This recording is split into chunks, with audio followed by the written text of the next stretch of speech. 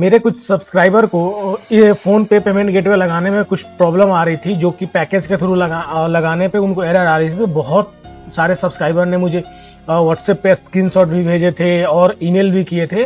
तो मैं सोचा कि एक बार क्लियर कर देता हूँ कि पैकेज के थ्रू कैसे यूज करना है उन लोगों को, क्योंकि इस वीडियो में उन लोगों को शायद क्लियर नहीं हुआ है, इसलिए वो एरर आ रही थी। तो अभी मैं क्या करता हूँ, पैकेज के थ्रू फोन पे का पेमेंट गेटवे कैसे लगाते हैं मैं आपको लाइव करके दिखाता हूँ, ठीक है। तो इससे क्या होगा कि आपके सारे डाउट्स क्लियर होंगे और आई होप कि आपके इंटीग्रेशन में कोई एरर नहीं आएगा। अगर फिर भी कोई एरर आता है तो आप मुझे फिर कमेंट करना, मैं जरूर से रिप्लाई करूंगा, ठीक है। तो मैं चलो लाइव करके दिखाता हूँ आपको कैसे करना है। तो सबसे पहले हमें जाना है फोन पे के ऑफिशियल डॉक्यूमेंटेशन पे। यहां पे जाने के बाद ये स्टैंडर्ड पीजी चेकआउट वाले पे जाना है और यहां से पीएचपी सेलेक्ट कर लेना है। पीएचपी सेलेक्ट करते ही ये हमें बोल रहा है कि कंपोजर इंस्टॉल करने के लिए, ठीक है। तो अगर आपके सिस्टम में कंपोजर है तो ये पैकेज इंस्टॉल कर लेना कंपोजर के थ्रू, राइट।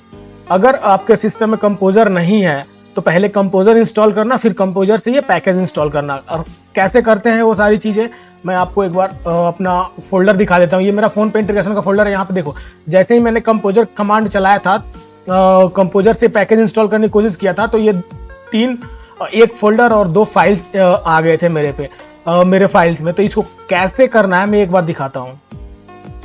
मैक्सिमम लोगों का यही प्रॉब्लम था कि वो लोग के पास कंपोजर नहीं होता था और वो लोग क्या करते थे और ये कमांड चलाते थे।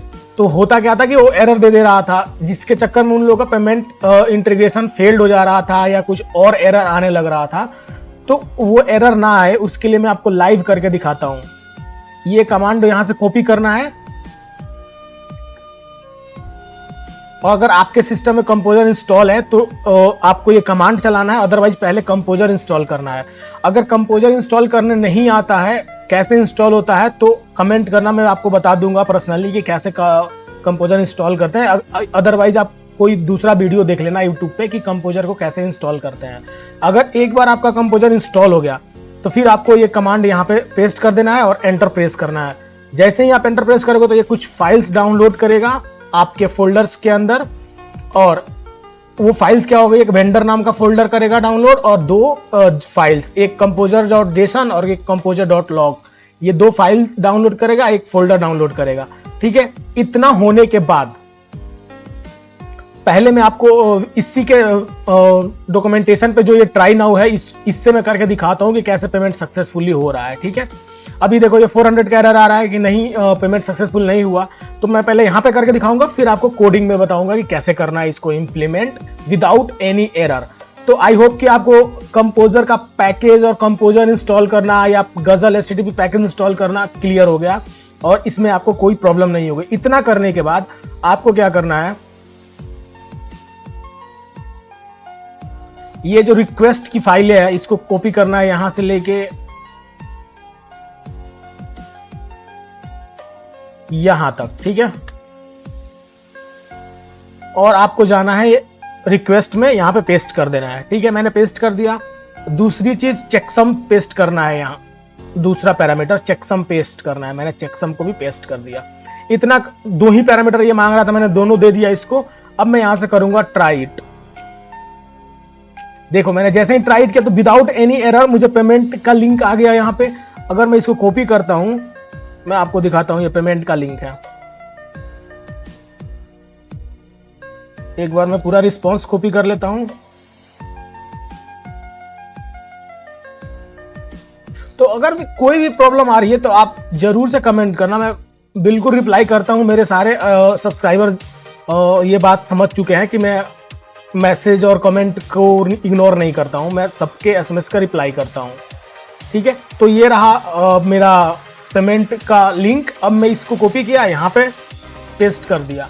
देखना पेमेंट गेटवे का चेकआउट पेज खुल जाएगा 100 रुपीज का। ये देखो फोन पे का चेकआउट पेज खुल गया, यानी कि ये यूआरएल बन गया, यानी कि हमारा एचटीटीपी यानी कि पैकेज के थ्रू ये चल गया। बिल्कुल ब्राउजर पे मैं चला दिया, ठीक है। पहले फोन पे के डॉक्यूमेंटेशन में जो ट्राई नाउ का होता है मैंने उससे चला दिया। अब सेम कोड को आपको कॉपी करना है यहाँ से और अपने जहां भी आप चाहते हो वहां पे पेस्ट कर लेना है। तो मैंने यहाँ पे पेस्ट कर लिया है। अब मैं आपको एक एक लाइन ऑफ कोड पहले भी समझा चुका हूं, एक बार और बता देता हूं। यहाँ पे आपको रिक्वायर्ड वंस वेंडर ऑटोलोड का फाइल इंक्लूड कर लेना है। उसके बाद क्या करना है कि आपको एक ऑब्जेक्ट बना लेना है क्लाइंट नाम से, गजल HTTP का ऑब्जेक्ट बना लेना है क्लाइंट वेरिएबल से। ये ऑलरेडी जब आप कोड कॉपी करके लाओगे तो ये क्लाइंट नाम का ही बनाया हुआ है, तो आपको भी यही बनाना है, ठीक है। और आपको पूरा का पूरा कोड यहाँ पे पेस्ट कर देना है और कोई चेंजेस नहीं करना है, ठीक है। आप अपना मर्चेंट आईडी और मर्चेंट की अपने अकॉर्डिंग लाइव वाला डाल सकते हो, अदरवाइज आप टेस्टिंग कर रहे हो तो ये क्रेडेंशियल्स टेस्टिंग के हैं, ऐसे ही रहने देना आप, ठीक है। और यही सेम कोड मैं अपने वेबसाइट कोड पे दे रखा हूँ। तो बहुत सारे सब्सक्राइबर के कमेंट्स आ रहे थे कि उससे नहीं चल रहा है, एरर आ रही है, तो मैं यही कोड चला के दिखा रहा हूँ आपको अपने लोकल सर्वर पे, देखना कैसे चल रहा है, ठीक है। तो मैंने इसके ऑब्जेक्ट बना लिया था क्लाइंट नाम से। अब उसके बाद क्या था कि जो हमारा इंडेक्स था, यहाँ पे एक फॉर्म था छोटा सा, इंडेक्स पे एक फॉर्म था छोटा सा, ये जो फॉर्म देख रहे हो आप, ये फॉर्म, ये वही इंडेक्स पे ही फॉर्म है। और इसका एक्शन इंडेक्स 2 पे है, यानी कि अमाउंट मैं कहाँ रिसीव कर रहा हूँ, इंडेक्स 2 पे। पिछले वाले वीडियो फोन पे के इंटीग्रेशन में बता रखा हूँ, अगर आपको समझ में नहीं आ रहा तो पहले पिछले वाला वीडियो देख लें, तो आई थिंक आपको पूरा प्रॉपर समझ में आएगा, ठीक है। अभी हम लोग ये कर्ल वाला यूज ना करके हम लोग क्या किए, फॉर्म सबमिट होते ही इंडेक्स 2 पे भेज दिया। और इंडेक्स 2 पे मैंने क्या किया है कि इसको चेक किया है कि सबमिट है कि नहीं, फॉर्म सबमिट हुआ है कि नहीं। अगर फॉर्म सबमिट हुआ है तो मैंने उसका इंटर अमाउंट वाला वैल्यू को निकाल लिया है, यानी कि ये नेम से मैंने वैल्यू को निकाल लिया है।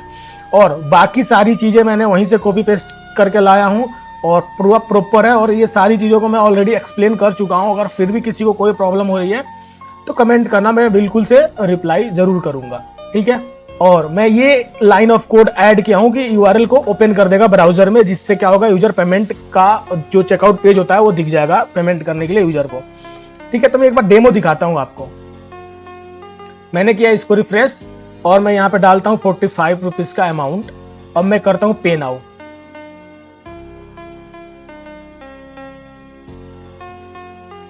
ये देखो डायरेक्ट चेकआउट पेज खुल गया फोन पे का।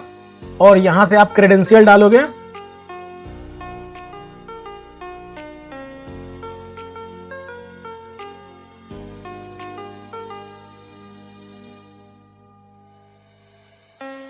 और ओटीपी रैंडम कुछ भी डाल दो आप।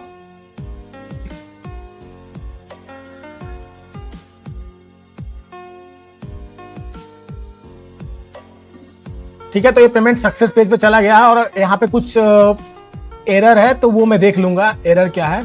लेकिन पेमेंट, ये जो पेमेंट हुआ है वो क्या हुआ है, किससे हुआ है, पैकेज के थ्रू ये पेमेंट हुआ है, ठीक है। आप यहाँ पे एक्शन देख रहे थे कि इंडेक्स 2 पे था और इंडेक्स 2 पे पैकेज का कोड लिखा हुआ है। अगर आपको मैं एक चीज दिखाता हूँ, यहाँ पे जो अमाउंट डाल रहे हैं हम लोगों को वही अमाउंट मिल रहा है कि नहीं, इससे पता चलेगा कि आपको कंट्रोलर इंडेक्स 2 पे ही आ रहा है।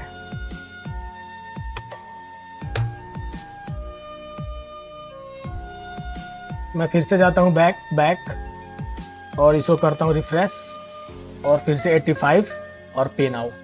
ये देखो यहाँ पे 85 आ रहा है, यानी कि हमारा पैकेज के थ्रू ही पेमेंट हो रहा है। अब जो पेमेंट होने के बाद जो वो सक्सेस पेज पे जो भी एरर आ रहा था, मैं उसको एक बार देखता हूं।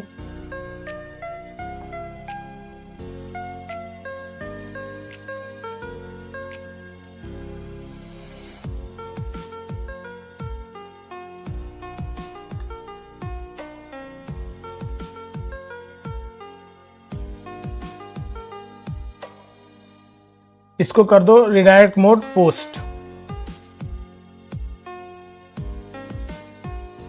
और फिर से करो रिफ्रेश। अमाउंट डालो 787 और यहाँ पे कार्ड की वैल्यू 424242424242 डन।